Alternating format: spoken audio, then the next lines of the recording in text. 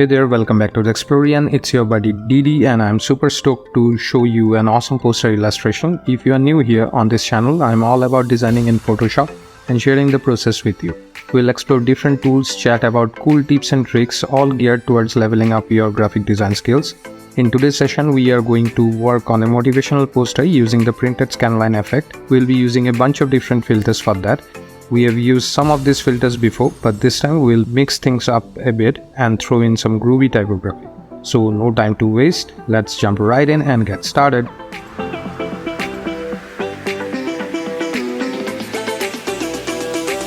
Alright, let's kick things off by setting up our canvas. We'll create a brand new document and pick our canvas size. Personally, I will go with the A4 poster preset that I have saved for convenience. If you're curious about making your own presets, check out this video linked in the I button above and also in the description box. But hey, feel free to go with any canvas size that tickles your creativity. Once you have made your choice, just hit the create button. Now let's bring in the star of the show, the image featuring the main subject, onto the canvas. If you want to use the same image as me, you can grab it by following the link provided in the description. Of course, if you have another image in mind, feel free to go ahead and use that instead. The choice is all yours. But I will suggest you to select an image with a brighter background, which will make the end results much better. We will first rename the layer as subject and then make 2 more duplicate copies of it by pressing the Ctrl or Command J twice. We'll turn off the visibility of the topmost layer and select the second layer and then go to filter, then blur and click on motion blur. We'll adjust the distance of the blur to around 600. Don't get stuck on the number, adjust and experiment with the slider and see what works best for you. When you are done, click OK. Then we will create a layer mask of this layer by clicking here and then grab the brush tool. Our brush will be a soft round brush, foreground color black, opacity and flow 100%. We'll adjust the size of the brush by pressing right and left second bracket keys and paint like this to hide the blur on the front part of the subject behind the mask.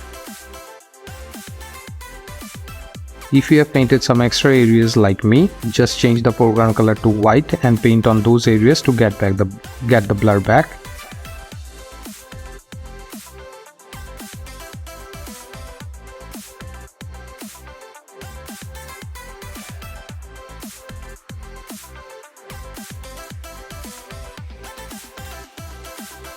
Now we'll turn back on the visibility of the topmost subject layer and again go to filter and repeat the same process as we did earlier.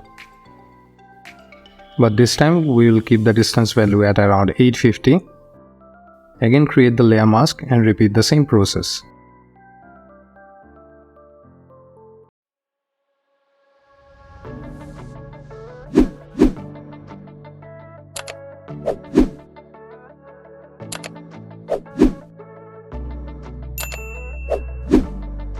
After that, we will select all these 3 layers by holding the Shift key and clicking the top and lowermost layer and then press Ctrl or Command G to group them together. Let's rename the group as Subject Motion. For our backup purpose, we'll make a duplicate of it and turn off the visibility of one and convert the other group into a smart object. We then go to Filter again and this time we'll click on Filter Gallery. Let's zoom out so that we can see it properly. First, we will apply the graphic pen effect in the sketch folder here. Adjust the stroke length, I will keep it at 4 and light and dark balance to 40. Make sure to keep the stroke directions horizontal. Then we'll click on the plus icon here and add another effect on the top of the graphic pen effect, and that will be halftone pattern. First change the pattern type to line and then adjust the size. I will keep it at 3. Adjust the contrast as per your liking. Finally, we will be adding another effect layer on the top of them and that will be grains under the texture folder. Play with the intensity and contrast sliders to achieve your desired results.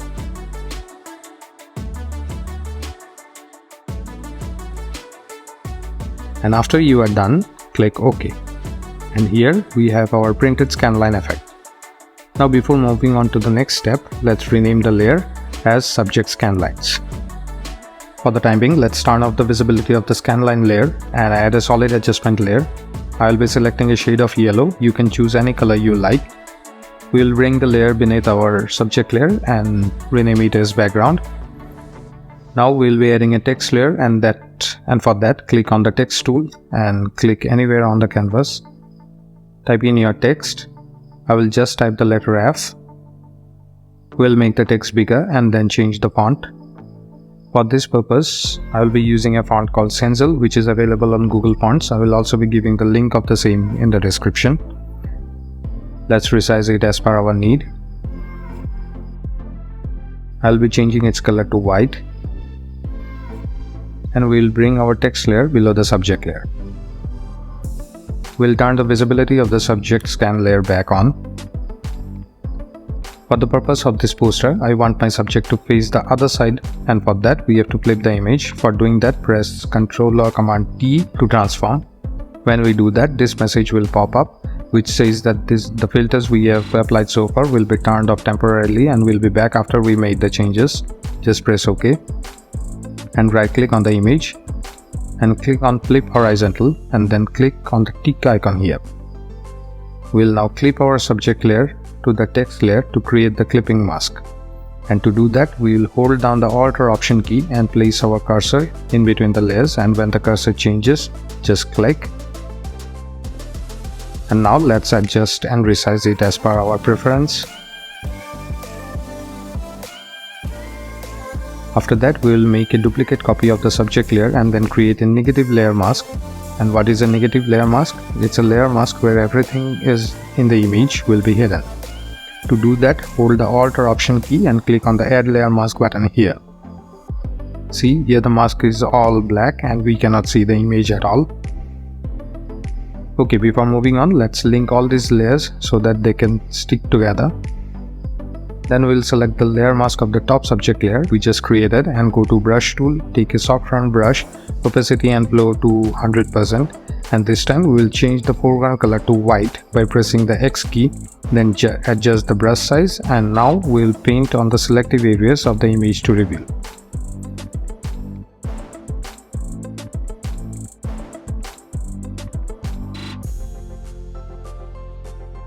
We then make a selection of text layer by holding the Ctrl or Command key and clicking on the text layer icon here. It will not let us paint outside this selection, and since we want to paint outside, we have to invert the selection, and for doing that, press Ctrl or Command Shift and I on the keyboard. And now we can paint outside and the inside area will not be affected. Change the foreground color to black and white to hide or reveal, and repeat the process until you achieve the desired results.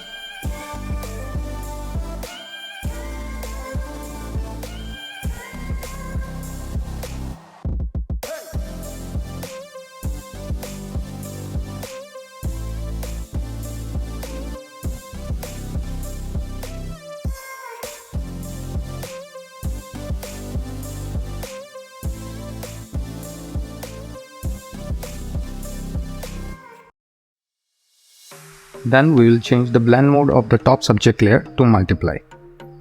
I want to give the scan lines a color. We will select the clip subject layer first and then add a solid adjustment layer on top of it. I will be selecting a shade of blue. You can choose any color you want and again clip it. And now we will change its blend mode to overlay. We'll then make copy of it and place it above the top subject layer and clip it. And then we will adjust the opacity of both the solid adjustment layers to 40%.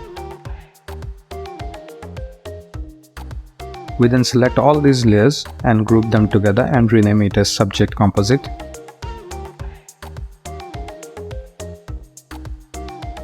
And then convert it into a smart object. Let's add a shadow, and for that double click on the blank space of the Subject Composite layer to open the Layer Style dialog box. Click on the drop shadow here to select it and then play with the sliders to create the desired effect. Press OK when you are satisfied. And now we will move on to the next step where we will be adding a cool typography. Let's turn off the visibility of the Subject Composite layer temporarily and click on the text tool and then click on Canvas to add the text. Make the size smaller. Adjust the spacing between the characters. I'll be selecting the font Montserrat. You can choose whatever you like. Now we will double click here to open the layer style again, and this time click on strokes. I will keep the stroke size 25 and click blending options here and bring down the fill opacity to 0 and hit OK. Now we'll make 4 copies of the text layer and drag them to position like this.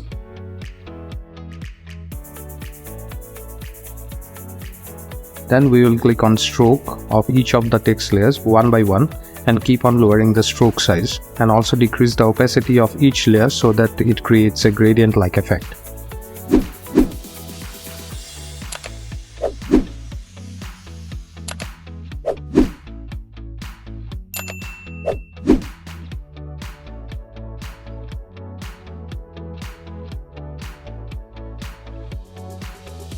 Now select the second text layer and add a layer mask to it.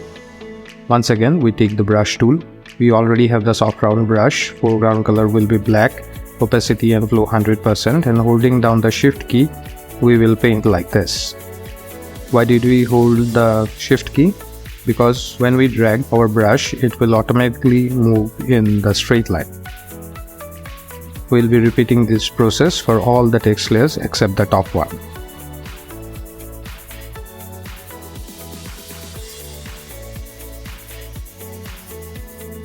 Now we will select all the text layers and convert them into a smart object.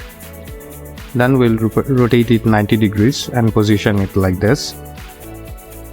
Let's turn the visibility of the subject layer back on, and we will bring the text layer beneath the subject layer and resize and position them as we desire.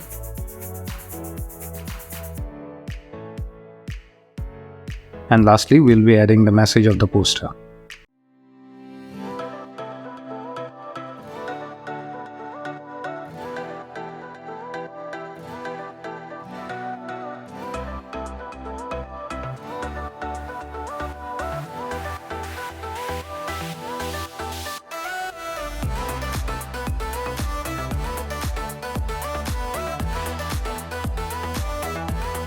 And that concludes today's tutorial on creating an awesome poster using Photoshop. I hope you enjoyed witnessing the entire process and were pleased with the end results. If you found this video beneficial, kindly give it a thumbs up and share it with your friends. Remember to subscribe to my channel for more incredible videos like this. You can also connect with me on Pinterest and Instagram by simply clicking the links provided in the description below. Stay tuned, as I will be returning shortly with another remarkable poster design. In the meantime, take care and continue to let your creativity soar.